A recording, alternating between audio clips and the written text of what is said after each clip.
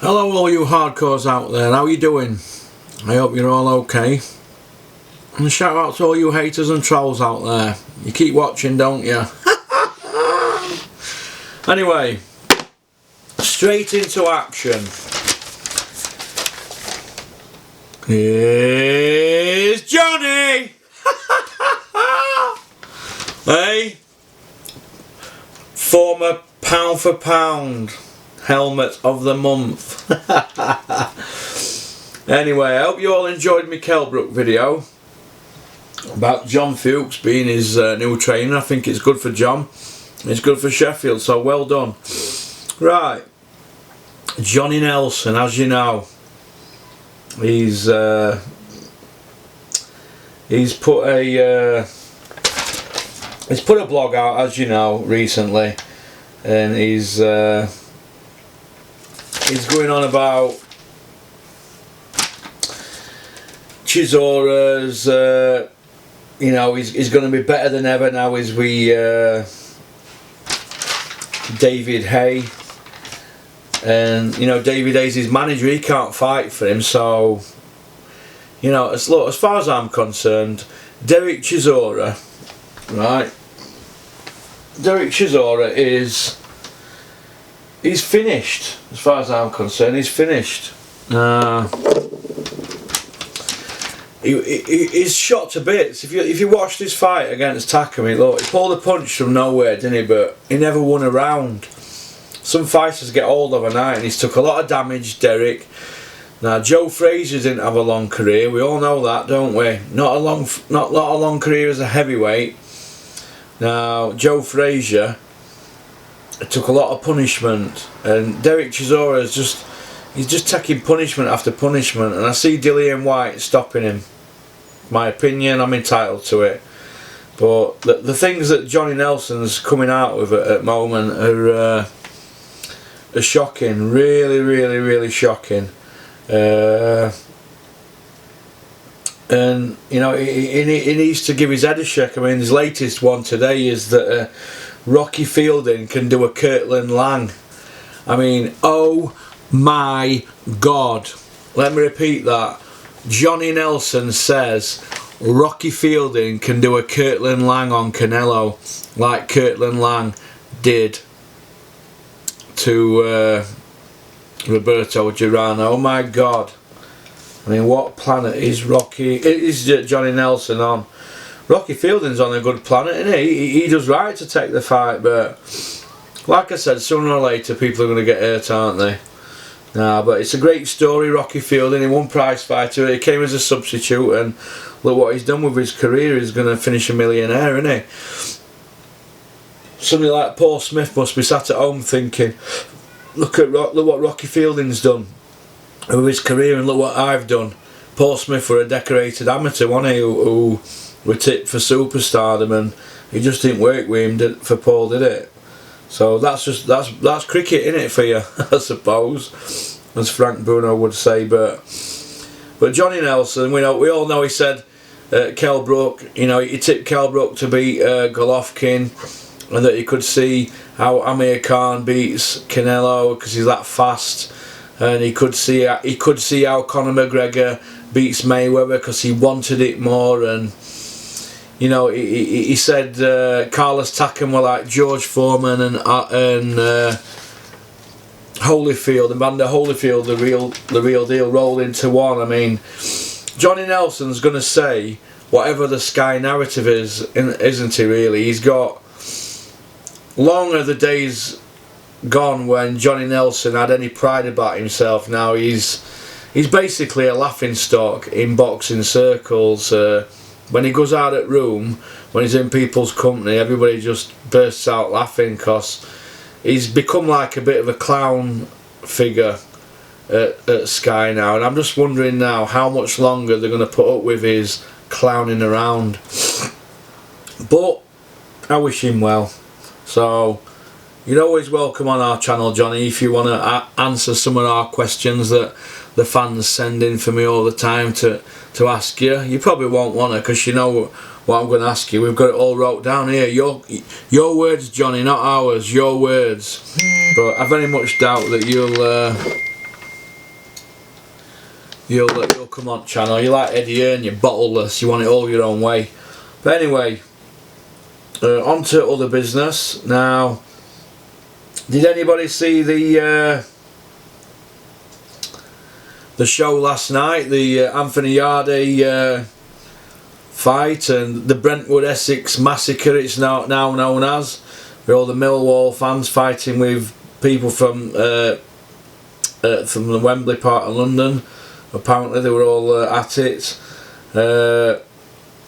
I heard somebody was stood on tables shouting a load of stuff at Frank Warren, calling him old Toad Eyes. Well, his name's Fish Eyes, not Toad Eyes, so get it right. And I heard that Bobby Warren turned around and said, "Shut up, you fucking cunts, or I'll have you served up." Whatever that means, I don't know, but they got drenched in beer. I heard that Frank Warren and Alfie Warren had to bolt for one of the exit doors and it were locked when they got there. Hey? Oh my God. I would have loved to have seen that, but Frank's a slippery eel, and I'm sure he slipped out of there. We got a mark on him. He might have had a few beer stains on him, but he don't pay his tailor anyway, does he? So he wouldn't have been bothered about that. But Yarde won, didn't he? But I bet nobody knows the guy's name who he fought. I don't want to hear, oh, he's ranked higher than so and so and so and so. Look, get Jose Burton fought Yarde, Callum Johnson, get him fought, or get Frank Buglioni paid what he's worth. Get him paid and get him fought. We don't want to see any more of these goat herders from wherever or taxi drivers. It's just become a bit of an embarrassment now, and I think Yarde's career, it's got more padding in it than a kid's nappy, hasn't it, at the moment. But I know Frank Buglioni's rejected 100 grand and that, but let's have it right, Frank, if you're listening. You know, and I know, Frank, that most of that were made up of ticket deals because Buglioni's got a massive following. So if you're going to offer Buglioni £100,000, Frank, plus tickets, why don't you offer it to some other lads? Because they ain't got as big a following, have they? So I think Frank's losing plot a bit at the moment, Frank Warren. And which brings me to Frank Warren's dint in his head. Have you seen the dint in his head? Well, that dint seems to be getting bigger, doesn't it? Now, I've got a theory about Frank's dint in his head. And I just wondered if everybody wanted to hear it. Now, my theory is this. I think that Frank Warren, every time Eddie Hearn does something good in boxing or makes a big fight or a new signing, I think Frank Warren goes home and he sits and he just bangs his head on the wall. And I think that's how he's got that dint. And I think that dint's getting bigger and bigger. So the better Eddie Hearn does, the bigger the hole's going to be in Frank's head. What does everybody think to that? The hole in the head theory, we could call it. But I suppose it's better than having a hole in the lung, innit? But oh, that was a bad joke, that, Russell, wasn't it? Do apologise for that, Frank. It's only banter. It's only It's only a babble. It's only a babble. Now, it looked like everybody were having a smashing time though at Brentwood, didn't it? But if that's how Frank's having to go about his business now, having to put fighters on who've got big Millwall followings, oh God, it's just going to scare fans away, innit? But speaking of scaring away, Josh Taylor's Barry McGuigan's favourite to win the WBSS tournament. Well, he's going to be in here, it's his fighter, innit? But I think that he's a good fighter, Josh Taylor, and I wish him all the best. Now, which brings me to the DAZN deal in America. Now, for $9.99 a month in America, people are getting... They're getting a lot of sport, aren't they? They're getting a lot of sport now. Is the pay-per-view model now for fights in America finished? Eddie Hearn says it's going to be no more soon. So how long is it going to be before we get DAZN in England then? For £10 a month? It's not bad, is it? But why would Eddie Hearn be doing this? Why would he want to do that? Isn't it a conflict of interest with Sky? Or is Eddie Hearn trying to play Sky off against DAZN? I don't know. Or is the DAZN money pit, really, as deep as what Eddie Hearn's saying.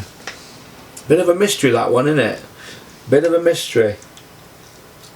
But remains to be seen, doesn't it? Now, Ricky Burns fights on 17th in Atlantic City. Should Ricky Burns retire? I don't know. Looking at his career, he's had over 50 fights now, hasn't he? It's a lot of fights, that, innit? A lot of mileage on clock. He looked flat against Crawler, didn't he? So, personally, I think he should call it a day, but he's probably just in it for money now. But he always said he was going to have loads of fights and fight while he's 40, so you've got to give him respect. But I wish him well. But I think he'd have been a better fighter if he'd have stayed with Billy Nelson. Speaking of Billy Nelson, I feel sorry for Billy Nelson recently or lately, because he's had a lot of stick, hasn't he? Because he did put himself out there going on about Bakole being this, being that, saying he punches like Ernie Shavers and he moves like Larry Holmes and he's got the silky skills of Riddick Bowe and the chin of Lennox Lewis. And well, Lennox Lewis got stopped twice, so you don't want to be shouting out about having a chin like Lennox Lewis. But I think that Bakole's a good fighter, but I think it's too early to be putting him on a pedestal, Billy. It's just my opinion, don't take it to heart. But I wish you well, Billy Nelson, and I wish Martin Bakole well. He's a nice guy. Sparred Dewey through, he seems a decent kid. Parker versus Flores is on soon. The next couple of months, New Zealander Parker against Flores.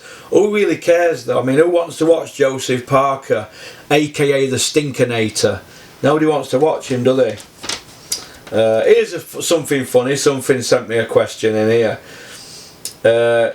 Why is it, Russell, that Eddie Hearn and Coogan always going on about Anthony Joshua and he's this, he's that? And I mean, I heard something the other day on Ultratech Sports Raw. Now they were basically going on about his BBC, you know, and whether he got one or not. And Eddie Hearn said, "Oh, Joshua's got to be packing, hasn't he, down there, Coogan?"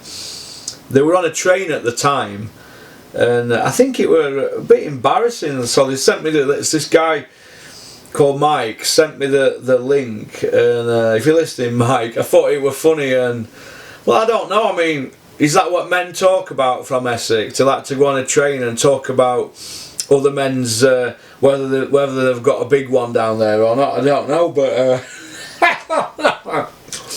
it's funny, isn't it? Oops, I'm eating a pear riffs. I told my mate Frank I'm not going to eat because the microphone picks it up. But yeah, good old Coogan and Eddie Hearn there. The one thing about them, they're consistent, aren't they? I mean, you could imagine if Anthony Joshua had a turnout in toilet and there were no toilet paper, that they'd go running into the toilet and say to him, "Here's some toilet paper, but go wipe your arse in the other cubicle, Anthony." And he'll say, "Why is that, Coogan?" He'll say, "Because me and Eddie want to bag that turd up that you've just done and we're going to sell it on eBay. Can you, or we want to measure the length of it." Hey? What sort of weirdos are they? But I'll see Coogan in Bulgaria, and if he's got what to say about it, I'll tell him straight. But he's that far removed from society now, Coogan, isn't he? And he's that cringeworthy, he's not going to be bothered, is he? But he's a laugh, I suppose, Coogan, isn't he? But I don't know. I think they just do it for views, don't they, really? They've got to do, haven't they? But, you know, to get money off YouTube. Which brings me to a few people that seem to be commenting on the fact that I keep mentioning that this channel's non-profit. This channel is non-profit, and if ever you start seeing ads on this channel for me to make money on YouTube, I want you to shoot me. How's about that? Shoot me. Stick a bullet in my head, because that's not my style. But yeah, it's a non-profit making channel, and if I want to mention that in every video, I will, because I'm not like all the rest of them. Alright, so you keeps commenting, "Oh, he keeps going on about the fact it's non-profit making." Yeah, it is. So I don't need to make any money off it, do I? But yeah, I am going to be doing this, not full time, but I'm going to be spending more time doing videos and writing scripts, and there's a couple of other things that I'm doing as well that's boxing related with Porky's Corner, and you'll see about those soon. It's things that are being worked on, and I've put myself in a position to do this over the last few years, so it's my decision, my choice. So don't let it worry your little heads. Alright, you just keep tuning in and listening. Alright, thank you very much. Right, we've done Frank's head, didn't we? Right, whores in boxing. Well, there's a lot of whores in boxing, isn't there? What is a whore in boxing? Well, a whore in boxing to me is somebody who sells the soul, isn't it? That's what it is. It's somebody that sells the soul. Now, Davey A and Chisora, they're whores, aren't they? Davey A whored himself out, hasn't he, to Ice Bidder many times. They're money motivated, aren't they? I'd say Davey A's more of a con man than anything, and let me tell you, Davey A will make a comeback in a few years. You know, and he'll come out with stuff like, well, George Foreman did it, so I can. So get ready.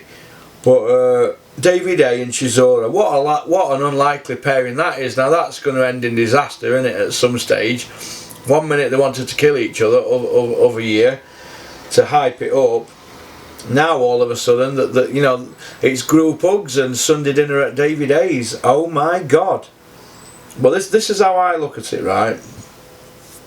Chisora's shot to shit, and who's Davey A got? He hasn't got anybody, has he? Who has he got? Who? Chisora will be getting pimped out after Dillian Whyte beats him. He's got nothing in tank. What has he been beat? 8 or 9 times? He's had good hiding after good hiding. They all said he were finished after Vitally beat him. Come on. Tyson bashed him up then. Look, Derek Chisora is going to be an advertisement for Punch Drunk Fighters in a few years. He'll be the Riddick Bowe poster boy for... You know what I mean? It'll be like that.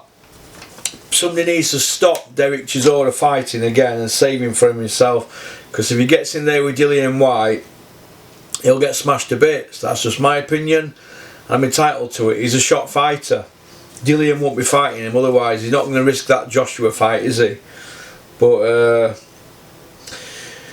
but I wish Derek Chisora well, and I hope he doesn't get hurt in the ring. I don't wish Davey A well at all. I think Davey A's been a whore in boxing. He fought Demore and that Cobra guy, whatever he were called, and he got £2 million for both them fights, and then he picked up about £7-8 million, didn't he, for the Bellew fight. So Davey A's comeback total £10 million. Not bad, that, is it? You know, he lives in that Park Plaza, doesn't he, in London, near River Thames. Now, you don't have to pay them anything, don't they? Because they sponsor him, don't they? So as far as I'm concerned, Davey A is just a freeloader, isn't he? Basically, he's freeloading off the fans, and now he's freeloading off Chisora, saying he needs a strength and conditioner, and he needs this and needs that. What Derek Chisora needs is a sick note from British fucking Boxing Board of Control saying he can't fight ever again. That's what he needs. He doesn't need encouraging with a strength and conditioner, for fuck's sake. Jesus, save the man's life. Oh my God. Which brings me to saving lives, Billy Joe Saunders. What can I say about Billy Joe Saunders that's not already being said? What can I say? Billy Joe Saunders, British Commonwealth, European, World Champion, undefeated. He's an Olympian as well. He's had his belt took off him but not in ring. Now they're now saying he's vacated because if he'd have fought it, if he'd have fought being straight, it'd have caused this or caused that. So he's vacated now. He had to vacate, didn't he? But Frank Warren's done an interview with Rob Tebbert, and he's said basically that he's stripped and he's vacated and it were getting sorted. He were very vague in his answers. Look, bottom line is this.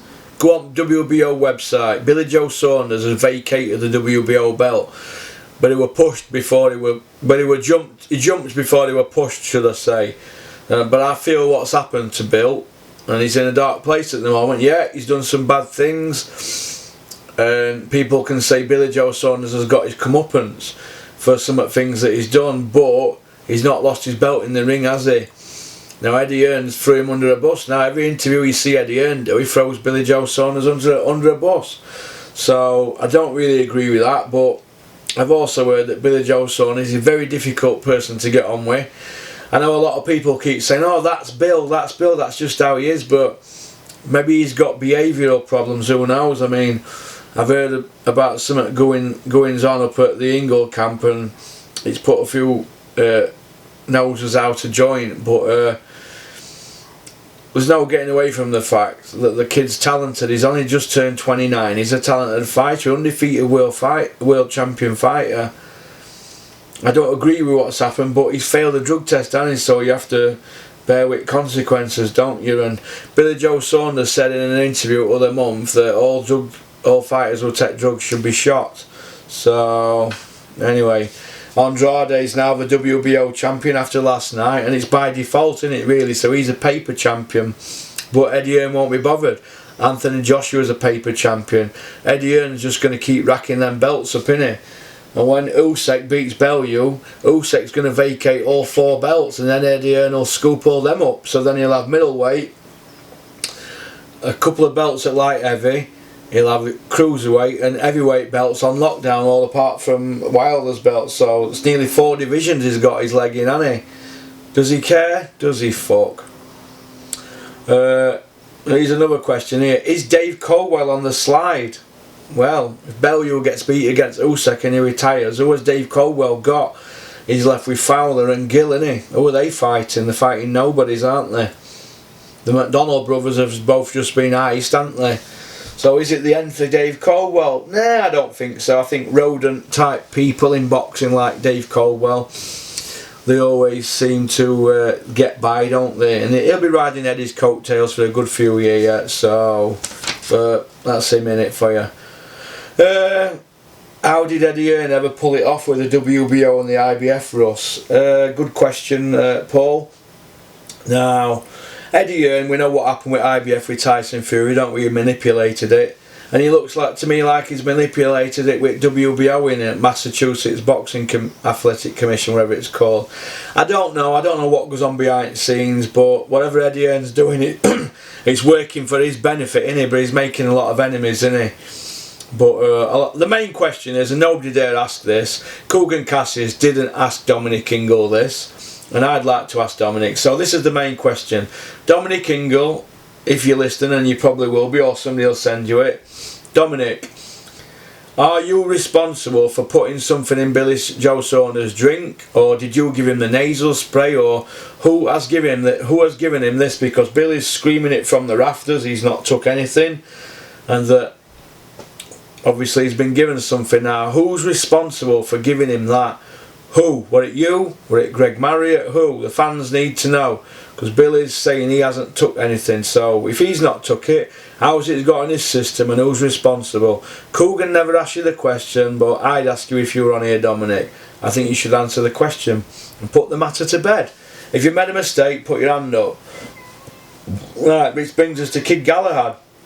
He's now the IBF mandatory for Frampton or Warrington, but will it be pay-per-view if Kid Galahad fights Frampton or Warrington? I'm not sure, because he doesn't sell a ticket, does he, Kid Galahad? Yeah, he can fight, but he doesn't sell a ticket. But I think he'll be parked up now, and he'll now be Dominic's cash cow, won't he, if Kel's gone, and if Billy Joe Saunders leaves. We don't know yet. Now we don't know about that yet, but it remains to be seen what's going to happen there. But which brings me on to last night's results. Tommy Coyle won. Well done to Tommy Coyle. I like Tommy Coyle and Jamie Moore. They're decent kids, so good luck to them. Yarde won, but it was a dustbin man, wasn't it? Eddie Hearn now saying that Yarde wants to fight Billy Joe Saunders. Well, I'm telling you, I don't think he wants to fight Billy Joe Saunders. Eddie's just saying that to smooth it, but they'll not want to work with Eddie Hearn again, Frank Warren. That's why they couldn't work together before, innit? Hardly. Because of all trouble that was on, and look at the strokes that Eddie's just pulled. Because he's in thick of that, any Eddie Hearn, no matter what anybody says. Now Andrade wants Canelo fight, doesn't he? Next he's saying, Eddie Hearn's saying in my opinion, Eddie Hearn and DAZN will pad Canelo's record out at 168 to build the Callum Smith fight for the Liverpool ground, because that's the talk at the moment amongst boxing circles. Callum Smith against Canelo in about 18 months at Anfield, after they've both milked the 168 pound belts that they both got. Oh well, what Canelo's going to get when he beats Fielding. So, but Scott Quigg beat Valdez in round 2. He looks sloppy to me, and he don't look like he's got the same fitness as he had before. His body looks like he's filling out a little bit, and but you know, I wish Scott Quigg well. He's not my cup of tea, style wise or personality wise. He ain't got much of a personality, has he? But then again, if you're 30-year-old and you're still using craning books, you're not going to have a personality, are you? So, but I would like to see Kid Galahad fight Warrington in a Yorkshire battle, or he'd have to go to Ireland to fight Frampton Money or Leeds United, because he doesn't sell a ticket in Sheffield, does he?